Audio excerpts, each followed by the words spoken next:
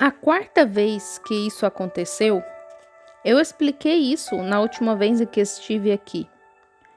Foi lá em cima, na montanha, onde a tempestade estava assolando. Quantos ouviram isso? A congregação diz: Amém. Oh, todos vocês, muito bem. Onde a tempestade estava assolando. E Deus, sendo o meu juiz aqui, eu ia descendo a montanha quando David Wood, ele está aqui em algum lugar, eu creio, que havia feito um sanduíche para mim, e era um sanduíche tanto. Acho que ele estava tentando ficar quite comigo por causa de um que fiz para o seu pai há alguns anos. Tinha mortadela, carne e tudo misturado. Coloquei-o na minha camisa, choveu e aquilo virou um montão de massa. E eu estava descendo a montanha. Estava tão tempestuoso que eu mal conseguia ver minha mão diante de mim. E eu só sei de uma coisa, que isso deixa a gente atrapalhado, porque aquele vento está simplesmente girando. Agora, há testemunhas disso aqui. Um deles é um de nossos diáconos fiéis, que é o irmão Wheeler. Você está aqui, irmão Wheeler? Onde você está? Sim, bem aqui, o irmão Wheeler. O irmão Man, um pregador metodista de New Albany, o irmão Man, está aqui esta noite? Eu não sei se ele está ou não. O irmão Banks Wood, você está aqui, irmão Banks? Ele está na sala de gravação. Está bem. E David Wood. E o irmão Evans estava lá, creio eu. É isso mesmo. Irmão Evans? O irmão Evans, de pé junto à parede, estava lá. E como eles haviam noticiado pelo rádio por dias, 2 dias antes disso, uma grande nevasca estaria assolando o lugar. O irmão Tom Simpson está aqui nesta noite. Ao vir do Canadá, eles lhe pediram para não passar por ali, porque ele não conseguiria passar. Uma nevasca estava vindo. Irmão Tom, você está aqui? Onde ele está? Aqui está ele, sentado bem aqui. E aí as nuvens apareceram. E eu disse: irmãos, todos saíram correndo. Não havia ninguém lá. Dos 100 e poucos homens que estavam lá, só restou o nosso pequeno grupo e o vaqueiro, o cavaleiro. E nós íamos ficar. Liguei para a irmã Evans e pedi que ela ligasse para minha esposa para ela falar com o Tony. Se eu não sair, consiga outra pessoa para conduzir o café da manhã dos homens de negócios. E lá em cima na montanha, naquele dia, eu disse: agora, quando começar uma pequena chuva ou qualquer coisa, vão para o acampamento. Eu disse: dentro de 10 ou 15 minutos, você não conseguirá ver suas mãos diante de você, quando essas nevascas e despejarão 20 pés de neve, 6 metros em pouco tempo sobre a montanha. E é assim como as pessoas, a gente lê no jornal, como elas ficam lá e morrem e tudo mais. Mas nós sabíamos como sair e eles sabiam onde estávamos. E assim, nos sentimos guiados a ficar. E então, no alto da montanha, quando começou a nevasca, eu comecei a descer. E eu estava a cerca de meia milha, uns 800 metros de onde saí. E a voz de Deus disse: vire e volte. E eu voltei como ele me disse. Depois de esperar um pouco e comer o sanduíche que David me deu, voltei lá para cima e me sentei. E enquanto eu estava sentado ali, com o vento girando e soprando, as copas das árvores se inclinando e o granizo e a neve voando daquele jeito, uma voz bradou: eu sou o Deus da criação. Olhei para cima e pensei: onde foi isso? Talvez tenha sido o vento. Ele afirmou: eu criei os céus e a terra. Eu acalmei os ventos fortes sobre os mares. E continuou falando. Eu me levantei e tirei o chapéu. E ele disse: fale à tempestade, e ela cessará.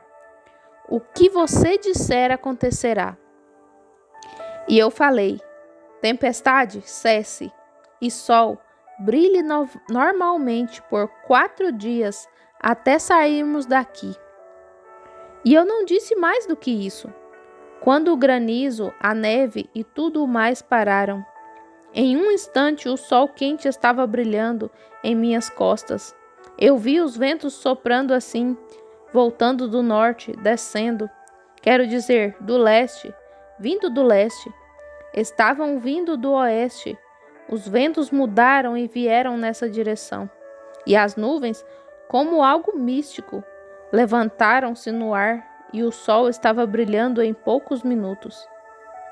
Então, o Senhor Jesus falou comigo um pouco mais tarde ali sobre minha esposa, como vocês sabem, sobre onde eu fui lá em cima. Nunca estive em casa em um aniversário de casamento e estamos casados há 22 anos. No primeiro aniversário do nosso casamento, eu a levei em uma viagem de caça, porque eu não tinha condições financeiras para fazer a viagem de caça e também ir à lua de mel. Então eu juntei as duas coisas. E assim, desde então, tenho caçado. Eu senti o modo como a tratava. Essa foi a 4ª vez que isso aconteceu. Agora, aqui há algo que quero dizer, e devo dizer exatamente a verdade. Cerca de 16 anos atrás, eu estive na Califórnia com o irmão John Shahid, e eu estava tendo uma reunião, e Meda e eu, e o irmão Shahid, e a irmã Shahid, e outros, estávamos hospedados em um hotel. E um homem chamado Paul Melikian, que esteve aqui neste tabernáculo muitas vezes, ele é um armênio rico, e sua esposa havia dado à luz uma criança em Fresno, Califórnia, onde eles moravam. E estava vindo, trouxe sua esposa e me chamou no hotel e disse: "Posso levar minha esposa, irmão Branham?" Eu respondi: "Sim, você pode." No dia seguinte eu estava indo para Catalina. Então ele trouxe sua esposa e a amável senhora estava tão doente e ela parecia... Eu disse: "Coloque sua mão sobre a minha, irmã Melikian." E continuei: "Vamos ver se o Senhor nos dirá." E assim que ela colocou suas mãos sobre a minha, eu disse: "Oh, é flebite." Ela disse: "Não pareço ter nenhum sintoma." Eu disse: "Observe." Em 2 dias estavam tratando da flebite dela. Como o pequeno Jimmy Pule ali, seu garotinho. No outro dia, ele apareceu com um ataque cardíaco, como eles pensaram, mas era uma crise de asma. E eu coloquei minha mão sobre ele. Eu disse: "Observe-o por alguns dias. Ele está com sarampo e está aflorando. É a febre." Eu o encontrei ontem à noite. Ele disse que estava com sarampo por toda a parte. Vem? Agora, eu estava falando com a irmã Melikian sobre a mão. Ela afirmou: "É uma coisa incrível ver isso, irmão Branham." Ela perguntou: "Isso funciona em todas as mãos?" Eu respondi: "Bem, se houver algo errado com o paciente." E prossegui: "Agora, aqui, vou colocar minha mão." Muitos de vocês ficaram de pé e observaram, e isso não aconteceu. Eu disse: "Aqui, não há nada de errado com minha esposa. Coloque a mão dela. Olha aqui, querida, coloque sua mão sobre a minha." Ela está sentada ali, minha esposa. Ela colocou sua mão sobre a minha. Assim que o fez, eu disse: "Você tem um cisto no ovário esquerdo. Você tem problemas femininos." E ela pontuou: "Não sinto nenhuma diferença." Eu repliquei: "Mas você o tem." Beck tinha 2 anos de idade. Minha filha, que tocou há pouco tempo, tinha 2 anos de idade. Mais 2 anos, Sarah nasceu. E quando ela foi submetida a uma cesariana, e eu pedi ao Dr. Dillman, nosso médico em Corydon, que, quando a abrir, dê uma olhada no ovário esquerdo. E ele deu. Ele disse: "Não há nada de errado pelo que vi." Coloquei minha mão e aquilo continuava ali. 4 anos depois veio José.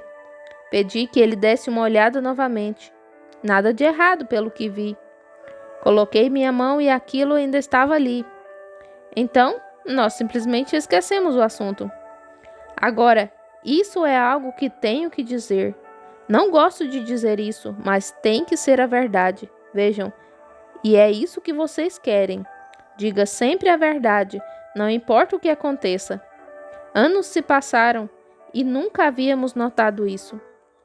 E digo isso não porque ela esteja sentada ali, porque digo isso quando ela não está ali. E vocês sabem disso. Não creio que possa haver no mundo uma esposa melhor do que a minha. E espero que ela continue sempre assim. Quero ser um marido leal e espero que todo jovem deste edifício, quando se casar, tenha uma esposa como a minha.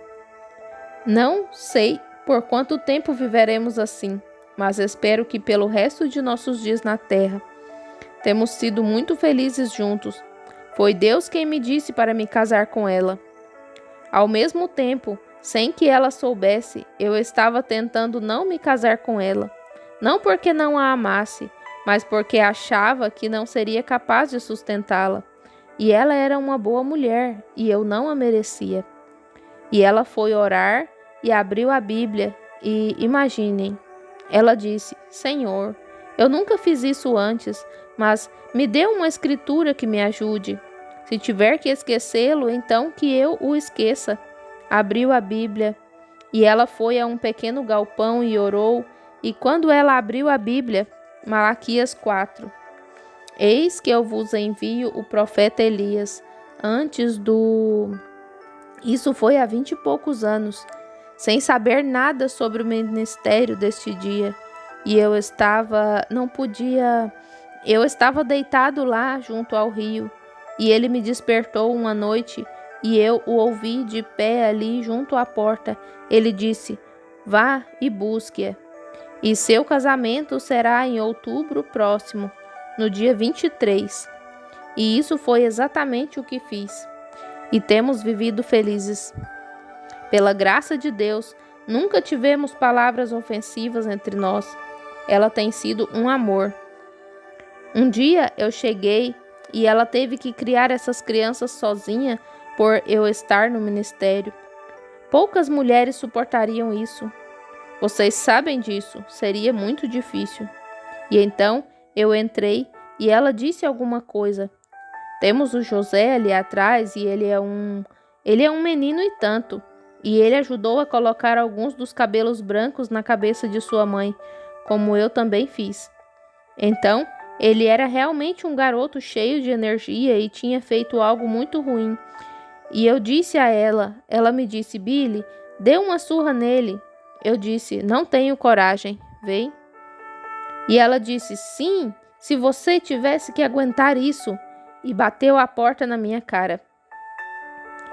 Bem, pensei, está tudo bem, coitadinha. No fundo, ela não quis dizer isso. Eu simplesmente saí para lavar meu carro. E quando eu estava ali fora, o Espírito Santo não gostou. Ele disse: vá dizer a ela. Creio que é em 2 Crônicas, capítulo 22, Números, capítulo 12. Eu não fui dizer. No começo, achei que tinha imaginado aquilo. Continuei lavando, e ele disse novamente: vá dizer a ela para ler isso. E eu entrei, peguei a Bíblia e li. Foi quando Miriam, a profetisa, zombou de seu irmão Moisés por ter se casado com uma moça etíope, e Deus não gostou daquilo, e ele disse: seria melhor que seu pai tivesse cuspido no rosto dela do que ter feito isso. Números 12, 14. Então Miriam ficou toda leprosa, e então Arão veio, contou a sua irmã, disse, ou melhor, veio contar ao seu irmão e disse: ela está morrendo com lepra. E assim Moisés correu para interceder por ela no altar. E quando ele o fez, a coluna de fogo desceu, Deus. Ele disse: vá chamá-la e a Arão, e traga-os aqui. E Arão estava envolvido naquilo também. Então ele disse: chame-os e venha aqui.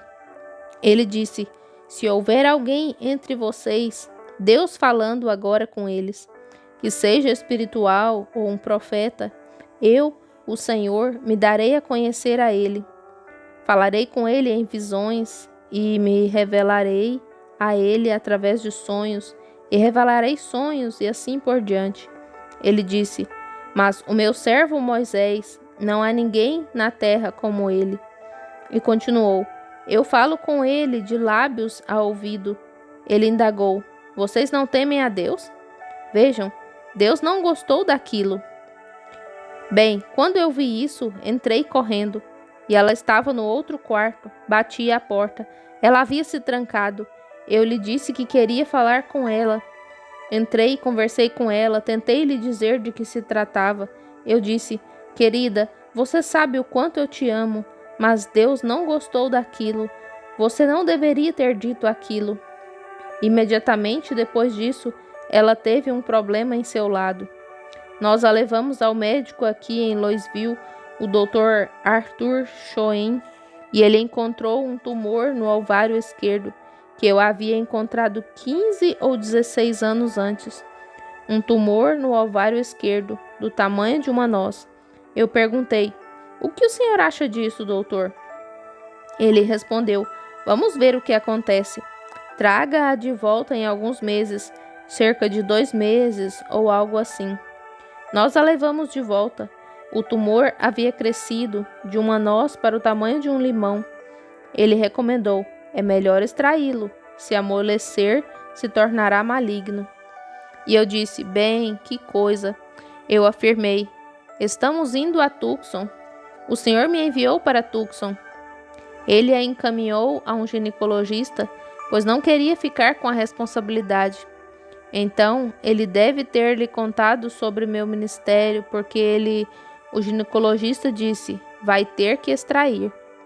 Então ele dissemos a ele que estávamos indo para Tucson. Ele disse: bem, eu tenho um especialista lá, um grande amigo meu. Eu morava em Tucson. Ele concluiu: vou encaminhar vocês a ele. Então ele escreveu uma nota e a enviou para ele e disse: a senhora Branham é uma boa senhora. E continuou assim, disse: enviou-lhe o diagrama do tamanho do tumor e assim por diante. Já havia se tornado um tumor na época e mostrava qual era o tamanho dele. Eu disse: eu sei, sabe, ele sabia que... Acho que ele pensava, me chamou de curador divino. Era só isso que ele sabia dizer, mas disse: estou de acordo que pode e deve ser extraído. Se tiver que ser extraído, que seja. Mas aquilo estava testando nossa fé, e orávamos constantemente. E quanto mais orávamos, maior o tumor ficava, até chegar a um ponto em que estava se projetando do lado dela. Guardamos silêncio. Poucas pessoas aqui sabiam disso. Estávamos tentando ver o que aconteceria. E assim isso seguiu. Finalmente, quando cheguei ao Canadá, de onde saí, o Senhor me permitiu conduzir aquela tribo de índios a Cristo. Vou voltar para batizá-los no nome do Senhor Jesus nessa primavera, o Senhor permitindo. Pois bem, eu vim e era hora dela ir quando eu estava em Nova York, ou aqui para fazer outra operação, para fazer a operação ou ser examinada pela última vez. Eu fui para Nova York e quando voltei, parei aqui e subi. Depois que tive a reunião aqui, a última reunião, fui até lá e liguei para ela da casa do irmão Woody. E ela disse: Billy, não suporto nem que minhas roupas toquem ali. Estava saindo assim do lado dela e sua perna daquele lado, ela já estava mancando. Foi a pior semana que ela já teve. E ela disse: tenho que ir depois de amanhã para fazer o exame. Eu pensei: oh Deus, se eles a cortarem, não poderemos voltar para casa no Natal. E eu disse às pessoas que estaria lá. E eu disse: que tempo, oh meu Deus. Eu pensei: diga-lhe que se ele for operar, bem, deixe passar um pouco mais até depois do Natal. Então comecei a pensar, pode ser maligno. E aqui atrás, sabe, é uma coisa ruim, atinge os rins. Se for maligno, isso a matará. Então pensei, o que posso fazer? E Meda disse, bem, agora me ligue. Finalizou. No dia em que cheguei em Shreveport, que seria o dia seguinte, quando cheguei em Shreveport, ela teve que ir para o exame. Então, ela foi ao... A senhora Norman estava indo, a irmã Norman. Todos vocês a conhecem, as pessoas que vêm aqui ao tabernáculo. Ela iria com ela a esse especialista. Então, ela disse, espere até que você tenha a sua primeira noite e depois volte, porque há uma diferença de 2 horas. Então, me ligue quando voltar, depois da reunião, e eu lhe direi o que tenho que fazer. E eu disse, tudo bem. Então, eu continuei. E na manhã seguinte, antes de sair, eu estava indo buscar Billy e Lois. Os dois estão sentados aqui. E sempre temos um banquinho velho lá que o irmão Palmer cobriu para nós. Aqui não faz muito tempo. E sempre nos reunimos ao redor daquele banquinho e oramos. Sempre que estamos, tipo turco, vocês sabem, um banquinho para os pés. Sempre nos reunimos ali e oramos. Quando vou a uma reunião, pedimos a Deus que nos ajude. E eu estava lá há alguns dias e estava me sentindo solitário. A casa, sem as crianças e sem ela. Muitos de vocês sabem que eu tive que passar por isso uma vez, voltar para uma casa vazia. Só que eu sepultei aquela esposa, Hope. E agora tudo se repete. E eu me ajoelhei e pensei, bem, vou orar e depois vou buscar o Billy e a Lois e seguirei em frente. Então, ao me ajoelhar para orar, eu disse, Senhor, sinto falta deles por aqui nesta manhã. Eu clamei, rogo que o Senhor os ajude e os abençoe, que possamos voltar a este lugar novamente. E continuei, eles estão lá porque tu me enviaste para lá em uma visão, e tu a cumpriste. Agora quero esperar para ver o que tu vais me dizer para fazer em seguida. Eu prossegui, eu oro por... Seja misericordioso com ela. E expressei, ajuda-me na reunião lá. E então eu continuei, eu disse, Senhor, não deixe que seja maligno e permita que o médico espere até depois do primeiro dia do ano para retirá-lo. Eu simplesmente detesto vê-la. Eu orei, Senhor, ela não fez intencionalmente o que fez naquela manhã. Ela não quis fazer aquilo. Eu roguei, Senhor, nenhuma vez ela disse uma palavra sobre eu ir às reuniões, campanhas, ficar meses fora ou o que quer que fosse. Em nenhum momento ela abriu a boca sobre isso. Ela sempre mandou minhas roupas para a lavanderia, lavou minhas camisas e deixou tudo pronto para eu ir às reuniões. Então, ela se pergunta como pode servir a Deus. Vocês, mulheres, ao servirem seus maridos, vocês servem a Deus, é claro. E agora, quando eu chegava todo cansado e exausto, as pessoas vinham de todas as partes. Eu tinha que sair para pescar ou caçar em algum lugar. Bem, muitas mulheres teriam ficado irritadas com isso. O que ela fazia? Preparava minhas roupas de caça para eu ir e me deixava ir. Eu orei. Senhor, ela fez aquilo sem intenção. E disse, ela teve que ser operada 3 vezes por causa das cesarianas. E eu disse que, Senhor, eu detesto vê-la ter que fazer isso de novo. E nesse momento, ouvi algo no quarto. Olhei para cima e uma voz disse, levante-se. Disse, o que você disser, assim será. Esperei 1 minuto, eu afirmei, antes que a mão do médico a toque, a mão de Deus tirará o tumor e ele nem sequer será encontrado. Aquilo ficou resolvido para mim. Não liguei para ela, seguimos em frente. Fui e peguei Billy e Lois e fomos a Shreveport. Na noite seguinte liguei para ela, ela estava feliz. Ela disse, Billy, quero lhe contar. Agora aqui está ela, e ela pode confirmar isso. Teve de ir mancando até lá, entrou na sala com a enfermeira e a senhora Norman e vestiu suas roupas para a bata para o exame. O médico veio e ela mal conseguia subir na mesa. O tumor estava ali, bem grande.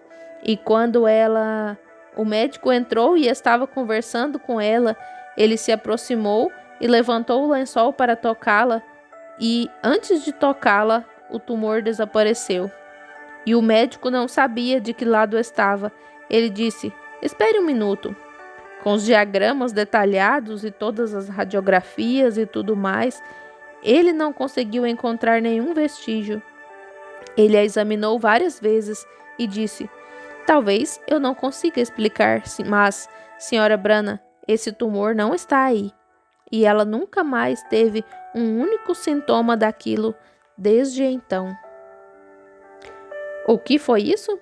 Observe, exatamente da maneira que ele disse, antes que a mão do médico possa tocá-la.